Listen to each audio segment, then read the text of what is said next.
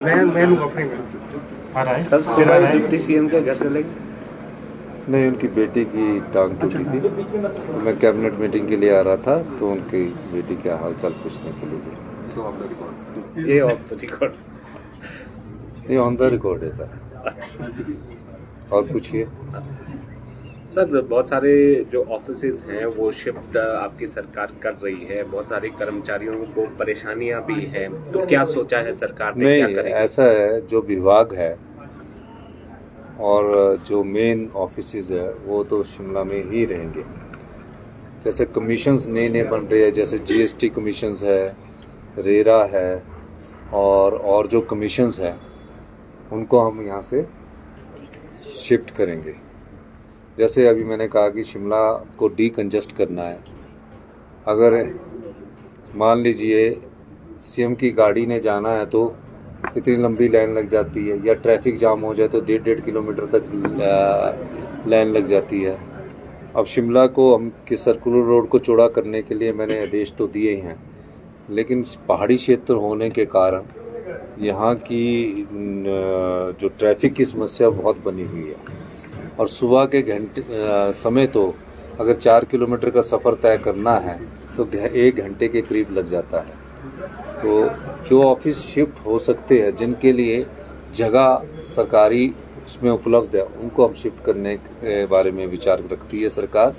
लेकिन जिन ऑफिस को भी शिफ्ट किया जाएगा, जैसे कि वन विभाग का, वाइल्ड लाइफ का ऑफिस शिफ्ट किया है, क्योंकि सबसे बड़ा पौंग डैम का जो सेंचुरी एरिया है वो रामसेर साइट, जो वर्ल्ड नोन साइट है, उसकी वाइल्ड लाइफ के विंग की जरूरत धर्मशाला थी, तो उस विंग को हमने शिफ्ट किया है। लेकिन उनके जो कर्मचारी है वन विभाग के, कोई महिला कर्मचारी है यहाँ लगा है, उससे ऑप्शन लेंगे। अगर वो शिमला रहना चाहती है तो शिमला ही रहने दिया जाएगा, क्योंकि उनके परिवार के बच्चे पढ़ रहे होंगे या कोई पढ़ाई कर रहा होगा, कोई यहीं रहना चाहता होगा, तो उनको शिफ्ट नहीं किया जाएगा। और जो अधिकारी है, बड़े अधिकारी, उनको शिफ्ट किया जाएगा। इस दृष्टि से भी हमारी सरकार सोच रही है। और जहाँ जहाँ ऑफिसेज की बिल्डिंगें बनी हैं, पिछली भारतीय जनता पार्टी की सरकार 1000 करोड़ की बिल्डिंगें बनाकर चली गई थी। 1000 करोड़ की बिल्डिंगें खाली पड़ी हैं। अब आप देखते होंगे कि सरकारी बिल्डिंगों की जो संपत्ति है, जो संपदा है, वो अगर खाली पड़ी है, एक ये बना दी है उस समय। अभी मैं पिछले दिनों जब बाई रोड वापिस आ रहा था तो ब्राड़ी घाट के पास एक टूरिज्म का ऑफिस है, वहाँ ट्रक खड़े हुए खाली पड़ी हुई है। तो ऐसी संपदा जो खाली पड़ी है, जिसमें करोड़ों रुपया खर्च कर दिया है, उसमें अगर धर्मशाला और मंडी में कहीं जगह होगी तो ऐसे ऑफिस शिफ्ट किए जाएंगे। और जो मेन ऑफिस या विभाग जो होते हैं, डिपार्टमेंट जो होते हैं, उनको शिफ्ट करने का कोई विचार नहीं है, और ना डिपार्टमेंटों को शिफ्ट किया जाएगा, और ना ही यहाँ से सरकारी कर्मचारियों को उतना शिफ्ट किया जाएगा। उनकी जगह दूसरे कर्मचारियों की नियुक्ति की जाएगी जो ऑफिस शिफ्ट होंगे, और जो कर्मचारी यहाँ रहना चाहते हैं वहाँ यहाँ रहेंगे। सर, पर्यटन के क्षेत्र में सर, क्योंकि पहलगाम हमले के बाद ये माना जा रहा था कि हिमाचल में टूरिस्ट जो है अब आएगा, लेकिन अभी तक टूरिस्ट यहाँ पर वैसा नहीं आ पा रहा है। गर्मियों का सीजन जो है वो टूरिस्ट सीजन चल रहा है। मैं सभी अपने देश के पर्यटकों से और देश के नागरिकों से कहना चाहूँगा कि जो भी हिमाचल प्रदेश घूमने आना चाहते हैं और यहाँ की साफ वायु का आनंद उठाना चाहते हैं, स्वच्छ वातावरण का आनंद उठाना चाहते हैं, हिमाचल प्रदेश में कोई ऐसी बात नहीं है। और जब ये वार भी हो रही थी उस समय भी हिमाचल में बहुत अधिक टूरिस्ट था, लेकिन आज भी हिमाचल सबसे शांति प्रिय प्रदेश है। और हिमाचल में मैं सभी जो टूरिस्ट आना चाहते हैं उनका स्वागत है। हिमाचल उनके स्वागत के लिए खड़ा है, और हिमाचल में किसी प्रकार की अनहोनी की घटना ना तो वार के समय हुई है, ना भविष्य में होने की संभावना है।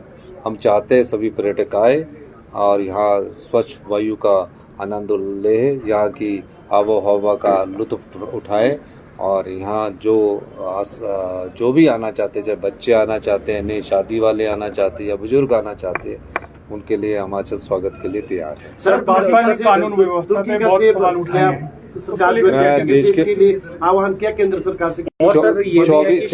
24 तारीख को मैं माननीय प्रधानमंत्री जी ने सभी राज्यों के मुख्यमंत्रियों की बैठक बुलाई है, और मैं पत्र लिखकर भी जो तुर्की से सेब, हिमाचल के सेब बागवानों को से परेशानी होती है, सस्ता सेब बेच दिया जाता है।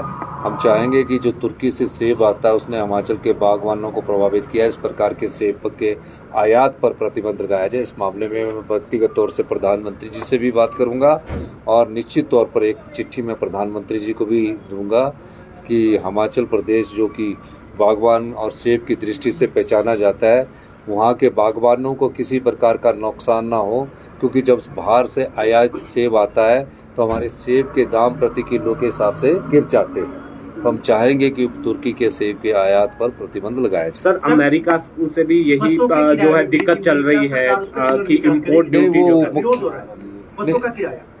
वो क्या कहा, इम्पोर्ट ड्यूटी को लेकर भी सवाल है। यूएसए से जो है इम्पोर्ट होता है और अभी शायद नहीं, मैं तो हिमाचल प्रदेश के बागबानों ने बड़ी कड़ी मेहनत करके हिमाचल प्रदेश को सेब के रूप में विकसित किया है और 40-50 साल से बागबान एक पौधे को अपने बच्चे की तरह पालते हैं और फिर जब उस पालने में ही उसका इतना खर्चा हो जाता है और उसका मूल्य उतना नहीं मिलता है तो निश्चित तौर पर बागबान को दुख होता है। लेकिन वो इस उम्मीद के साथ कि अगले साल मुझे अच्छा दाम मिलेगा। लेकिन पिछले कुछ समय से तुर्की से जो आयात सेब है उसने हिमाचल प्रदेश के बागवानों पर चोट लगाई है, जम्मू कश्मीर के बागवानों पर भी चोट लगी है और जो अमेरिका से भी आयात सेब है उसने भी कुछ तरह किसी न किसी तरह से हिमाचल प्रदेश के बागवानों हैं उनको नुकसान पहुंचाया है। अब जो ट्रेड एग्रीमेंट होते हैं उस विषय में तो केंद्र सरकार ही बता सकती है, लेकिन हिमाचल सरकार इसका बाहर से आयात सेब पर डबल टैरिफ लगाने की बात कर सकती है। धन्यवाद। 4 लेन के काम में भी सर टर्की